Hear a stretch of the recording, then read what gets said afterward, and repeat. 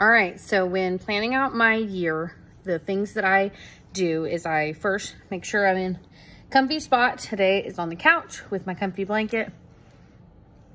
3-year-old next to me, 2-year-old over there. Big kids are at VBS. So all my help is gone. So we'll see how much we get done today with these cuties running around. But sometimes I do it at a table, desk, or sometimes I do it on the couch.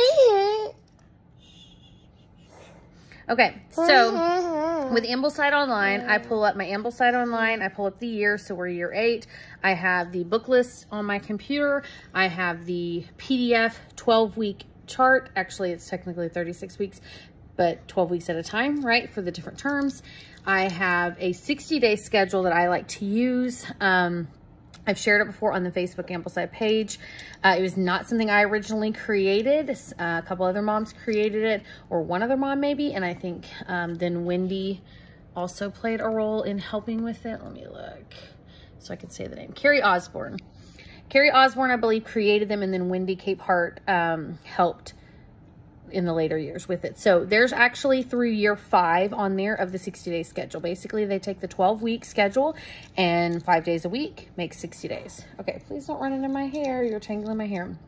Anyways, so I've got the 12-week schedule. I've got the 60-day schedule. I have my master list book, just book list to make sure that I have all my books here. I can see, because sometimes I do some audio or some are like archived on the computer, and so we just read them off the computer, that sort of thing. So I get all of those tabs open on my computer, and then basically through year 6, you really only need 2 readings a day. I know that sounds crazy, but it's true. If you break it down to the 60 days, it comes out to basically 2 readings a day. And then once we hit year 7, it was 4 a day. And so that was a little hard to swallow, but it is what it is. And I mean, honestly, we didn't get to everything, and we had to miss a few things. But we tried really hard, and we got a lot more than I thought we would. And I'm not sure how year 8's going to turn out, but I have my stack of books here, and my water, and my computer, and I am ready to go. So basically, I look at the 12-week schedule, and I start just at the top, and they're separated by subjects. So I try to make sure that no 2 subjects are done, or no 1 subject is done multiple times on a day. So when I'm making my 60-day chart, I want to make sure that I don't have science twice on there, 2 science books. So I might do a history book and a science book and a literature book and, you know, whatever. And so I go through each of those and do it that way. And I like to have the stack of books or the stuff on in sight. That way I can flip through it real quick and see, okay, what does it say, how many pages to read? And that way I can put some shorter reads with the longer reads. And I learned pretty quickly which ones. I have not pre-read, honestly, just I don't pre-read. I do read the footnotes as best as I can on the Ambleside website, but I do not pre-read. So I will flip through and see, okay, do I feel like that's a longer reading? I try to keep the readings 20 to 30 minutes, but if I see one that looks like it's going to be longer than that, and I see another one that looks like it's going to be shorter, for example, How to Read a Book is pretty short. They break it up a lot, and so therefore it's short passages, and so it does not take us the full 30 minutes to read. So it's good to be paired up with something that might take 40 or 45 minutes on that day, and then that way it's kind of a heftier read with a lighter read. And so that's kind of how I schedule out my things. And so I schedule out for the 60-day schedule. It works really well for us. My boys really love it, and it makes it a lot easier to just look at one day instead of having to look at the full week on the 12-week schedule. So I still look at that. So I do also print off my PDF 36-week chart, the 12 weeks, the 3 terms, and I literally X out as I type it in on my 60-day schedule. So once I put it in, I X it out on there, and that way I know that all the readings are put in on the 60-day schedule. And I'll take a book, and let's say that book is supposed to be read once a week for the 12 weeks, then I know on my 60-day schedule, I'm going to count it out every 5 days, right? So if I put it on day 1, then it'll be on day 6.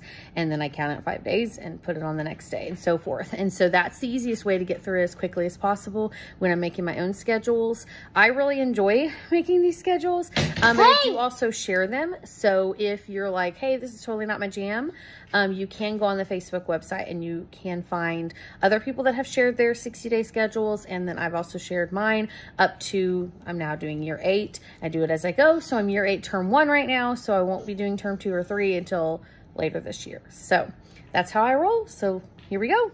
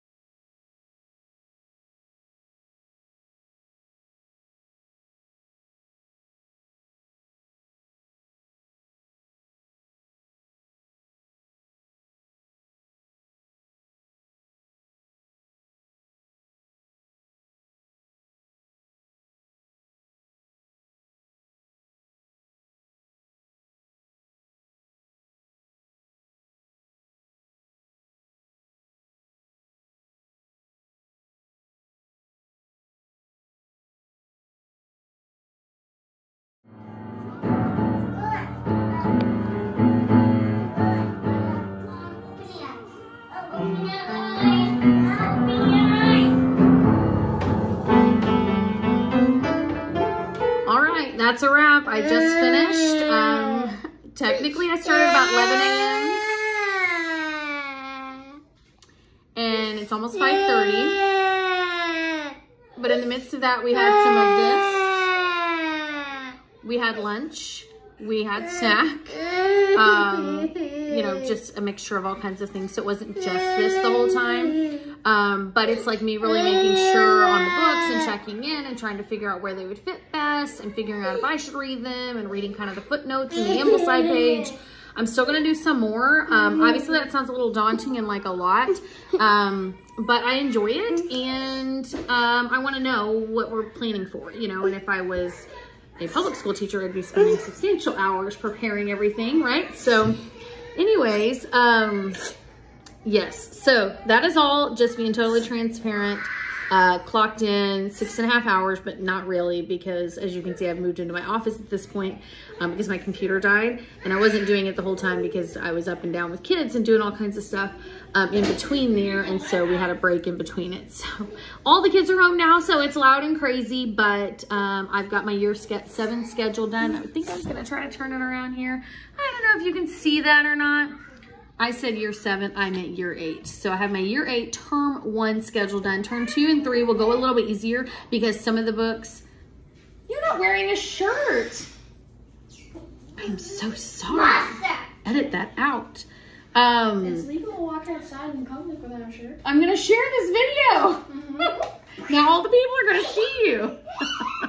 Anyways, year 8, I will be able to do term 2 and 3. Some of the books are going to carry over. I hope you can still hear me. It's crazy around here. 6 kids, y'all.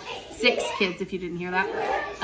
Some of the books will carry over, so I'll just tweak the page numbers and chapters. But then some of the other ones will replace, and I'll just know, oh, that book is completely gone and a whole new book is in. I know, you want to eat. Hold on. And so then I'll just add them in together. So anyways, that is the scheduling. Totally worth it for a beautiful, wonderful education. And realistically, y'all, you could just print off the 12-week schedule from the Ambleside page, and you could just do that. Like, and that's what I used to do. I just really liked having it each day, and I will try to share this document, but like literally it says day 1 and tells you exactly what to read on that day, and that just really helps us a lot, just for our sanity. So we like that better than just looking down the full weekly schedule, but you could just look at the 12-week schedule. So anyways, that was way longer than I wanted it to be. Signing out.